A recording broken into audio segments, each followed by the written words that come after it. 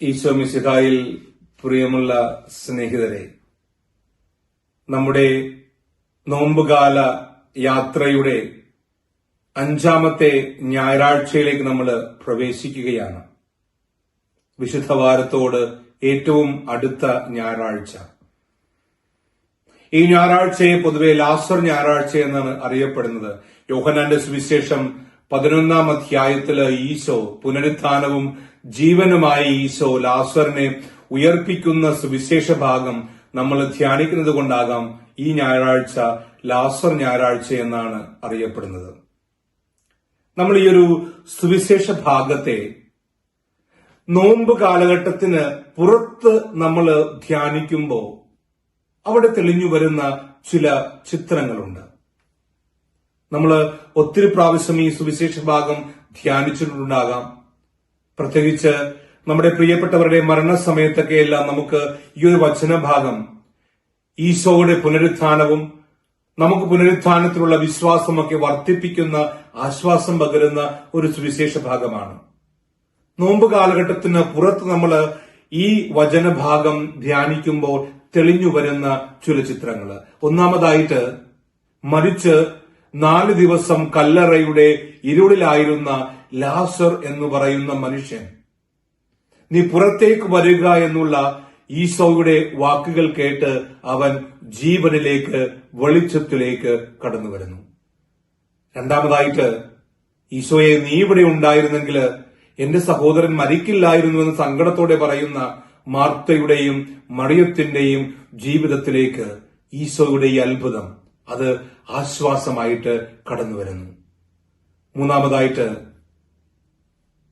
ഈ ലാസറിന്റെ സഹോദരിമാരായ മാർത്തയും മറിയത്തെയും പോലെ അവിടെ ഉണ്ടായിരുന്ന ഒത്തിരിയേറെ മനുഷ്യര് ഈ അത്ഭുതം കണ്ട് പുനരുത്ഥാന വിശ്വാസത്തിലേക്ക് കടന്നു വരികയും ഈശോയിൽ വിശ്വസിച്ച് ഈശോയെ അനുഗമിക്കുകയും ചെയ്യുന്ന ചിത്രം. എന്നാൽ പ്രിയമുള്ളവരെ, ഈ ഒരു നോമ്പ് കാലഘട്ട പശ്ചാത്തലത്തില് ഈശോയുടെ പീഡാസഹനങ്ങളെയും ഉത്ഥാനത്തെയും നമ്മൾ അടുത്ത് ധ്യാനിക്കാൻ ഒരുങ്ങുന്ന ഒരു വിശുദ്ധ വാരത്തിന്റെ പശ്ചാത്തലത്തിൽ നമ്മൾ ഈ സുവിശേഷ ഭാഗം ധ്യാനിക്കുമ്പോൾ ഇവിടെ ഒരു ചിത്രം കൂടി മറഞ്ഞിരിക്കുന്നുണ്ട്. അതായത്, ഒരു വശത്ത് ലാസറേ നീ പുറത്തു വരിക എന്ന് പറയുമ്പോൾ ജീവനിലേക്ക്, വെളിച്ചത്തിലേക്ക് കടന്നു വരുന്ന ലാസറിന്റെ ചിത്രം ഒരു വശത്ത്, മറുവശത്ത് ലാസറിനെ ജീവൻ കൊടുത്ത് രക്ഷിക്കുക വഴി സ്വന്തം കല്ലറയിലേക്കുള്ള യാത്ര ആരംഭിക്കുന്ന, സ്വന്തം കല്ലറയിലേക്ക് അടുക്കുന്ന ഈശോയുടെ ചിത്രത്തെ നമ്മൾ കണ്ടുമുട്ടുന്നു. ചുരുക്കി പറഞ്ഞാൽ, ഒരു വശത്ത് ഈശോ ലാസറിന് ജീവൻ കൊടുക്കുമ്പോൾ മറുവശത്ത് ഈശോ സ്വന്തം ജീവൻ കുരിശിൽ യാഗമായി സമർപ്പിക്കുവാനായിട്ട് ഒരുങ്ങുന്നു. എന്താണ് ഈ ലാസർ കല്ലറയിൽ നിന്ന് പുറത്തേക്ക് വരുമ്പോൾ ഈശോ സ്വന്തം കല്ലറയിലേക്ക് യാത്ര ആരംഭിക്കുന്നു എന്ന് പറഞ്ഞാൽ എന്താണ്? പ്രിയമുള്ളവരെ, നമ്മൾ ഈ ഒരു വിശുദ്ധ വാരത്തിലേക്ക് പ്രവേശിക്കുന്നതിന് മുൻപായിട്ട് സാധ്യമെങ്കിൽ യോഹന്നാന്റെ സുവിശേഷം 9, 10, 11 അധ്യായങ്ങളൊക്കെ ഒന്ന് ആഴത്തിൽ വായിക്കുകയും പഠിക്കുകയും ചെയ്യുന്നത് നന്നായിരിക്കുമെന്ന് തോന്നുന്നു. കാരണം ഈശോയെ വധിക്കുവാനായിട്ട് പല കാരണങ്ങൾ ഉണ്ടാകുന്നുണ്ട്, കാരണങ്ങൾ കണ്ടുപിടിക്കുന്നുണ്ട്. പക്ഷേ ഈ 11-ാം അധ്യായത്തില് ഈശോയുടെ പരസ്യ ജീവിതത്തില് ഒത്തിരി അത്ഭുതങ്ങളുണ്ട്. പക്ഷേ ലാസറിന് ജീവൻ കൊടുക്കുന്ന ഈ ശക്തമായിട്ടുള്ള അത്ഭുതം അത് ഈശോയുടെ മരണത്തിലേക്കുള്ള ഇമ്മീഡിയറ്റ് കോസായിട്ട് മാറുകയാണ്. ഈശോയുടെ ഈ അത്ഭുതം കണ്ട് ഒത്തിരിയേറെ മനുഷ്യര് ഈശോയുടെ പിന്നാലെ പോകുമ്പോൾ ഇവിടെ നമ്മൾ വായിക്കുന്നുണ്ട് 47 മുതലുള്ള വചനങ്ങള്. അപ്പോൾ പുരോഹിത പ്രഭുക്കന്മാരും ഫരിസേയരും ആലോചനാ സംഘം വിളിച്ചുകൂട്ടി പറഞ്ഞു, നാം എന്താണ് ചെയ്യേണ്ടത്? ഈ മനുഷ്യൻ വളരെയധികം അടയാളങ്ങൾ പ്രവർത്തിക്കുന്നല്ലോ. അവനെ നാം ഇങ്ങനെ വിട്ടാൽ എല്ലാവരും അവനിൽ വിശ്വസിക്കും. അപ്പോൾ റോമാക്കാർ വന്ന് നമ്മുടെ വിശ്വസ്ഥലത്തെയും ജനത്തെയും നശിപ്പിക്കും.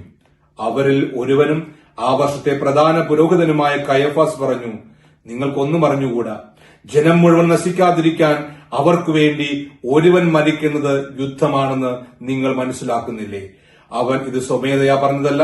പ്രസ്തുത ആ വർഷത്തെ പ്രധാന പുരോഹിതൻ എന്ന നിലയിൽ ജനത്തിനു വേണ്ടി യേശു മരിക്കേണ്ടിയിരിക്കുന്നുവെന്ന് പ്രവചിക്കുകയായിരുന്നു. പ്രിയമുള്ളവരെ, ഇതാ എല്ലാവർക്കും നശിക്കാതിരിക്കാൻ വേണ്ടി ഒരുവൻ മരിക്കണം. ഇതാ ഈ പ്രവചനം പൂർത്തിയാകാൻ വേണ്ടിയാണ്.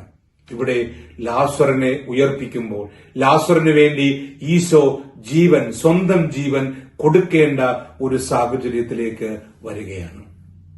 പ്രിയമുള്ളവരെ, നമ്മൾ ഈ ഒരു വിശുദ്ധ വാരത്തിലെ ഈശോയുടെ പീഡാസഹനത്തെയും കുരിശുമരണത്തേക്ക് നമ്മൾ ധ്യാനിക്കുവാനായിട്ട് ആഘോഷിക്കുവാനായിട്ട് ഒരുങ്ങുമ്പോൾ ഇപ്രകാരമാണ് നമ്മൾ ഒരുങ്ങി അതിനെ സമീപിക്കുന്നത്. നമ്മൾ ഈ ദിവസങ്ങളിലൊക്കെ എല്ലാം കൂടുതൽ പ്രാർത്ഥിക്കുന്നു, ഉപവസിക്കുന്നു, കുരിശിന്റെ വഴി പ്രത്യേകമായിട്ട് പ്രാർത്ഥിക്കുന്നു. നമ്മള് മലയാറ്റൂർ തീർത്ഥാടനം ത്യാഗമെടുത്തൊക്കെ നമ്മള് കുരിശിന്റെ വഴി നമ്മൾ നടത്തുന്നു. പക്ഷേ നമ്മളുടെ ഒരു മനോഭാവം, നമ്മുടെ ഒരുക്കമൊക്കെ എപ്രകാരമാണ്? ഈശോ ഇന്നത്തെ സുവിശേഷത്തിൽ പറയുന്നുണ്ടല്ലോ, അവിടെ കൂടി നിൽക്കുന്ന മനുഷ്യരോട് പറയുകയാണ്, ലാസറിനെ അടക്കിയിരിക്കുന്ന ആ കല്ലറയുടെ കല്ലെടുത്തു മാറ്റുക. അവൻ ഇരുളിലാണ്. അവന് ചുറ്റും അവന്റെ സഹോദരിമാരും ബന്ധുക്കളുമൊക്കെ നിരാശയിലാണ്.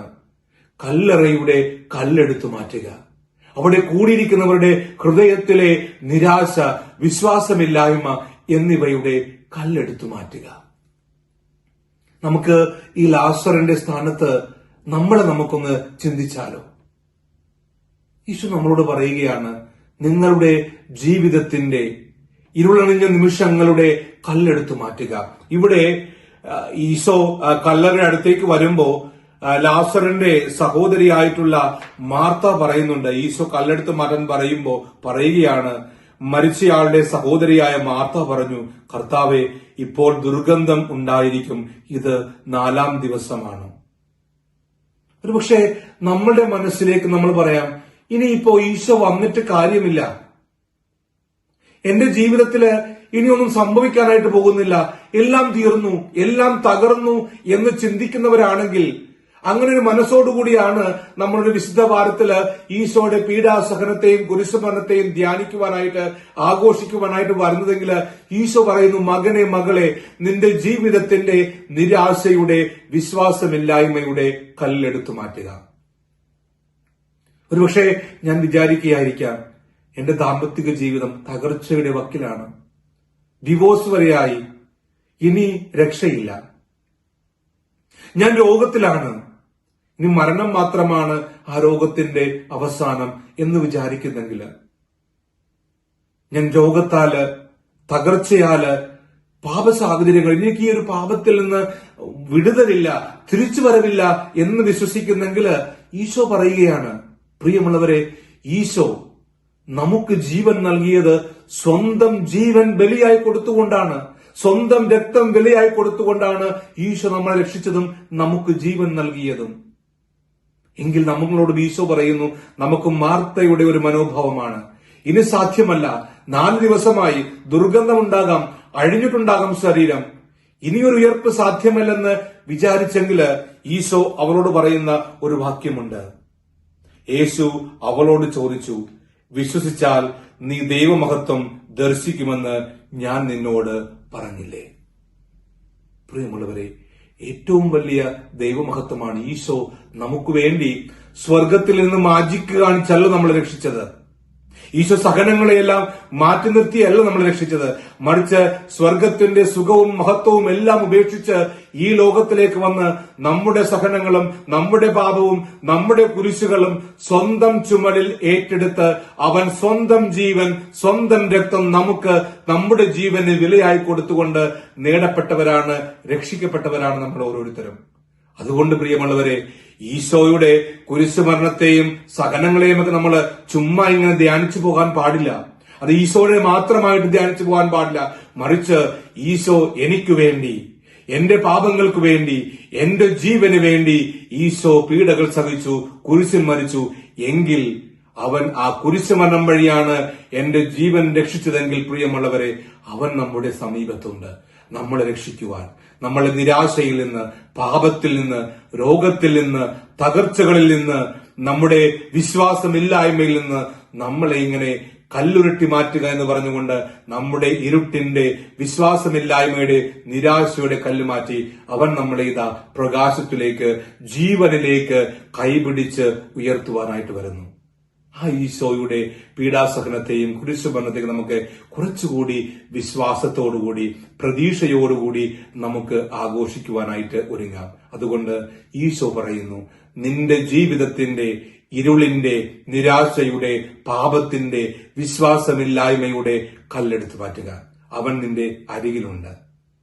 നമുക്കറിയാം, ഈ ലാസർ മരിച്ചു എന്ന് കേട്ടും ഈശോ 2 ദിവസം താമസിച്ചാണ് എത്തുന്നത്. പക്ഷേ ഈശോയുടെ മനസ്സിൽ എല്ലാം ഉണ്ടായിരുന്നു. അതൊരു ദൈവമഹത്വത്തിന്റെ ഭാഗമായിരുന്നു.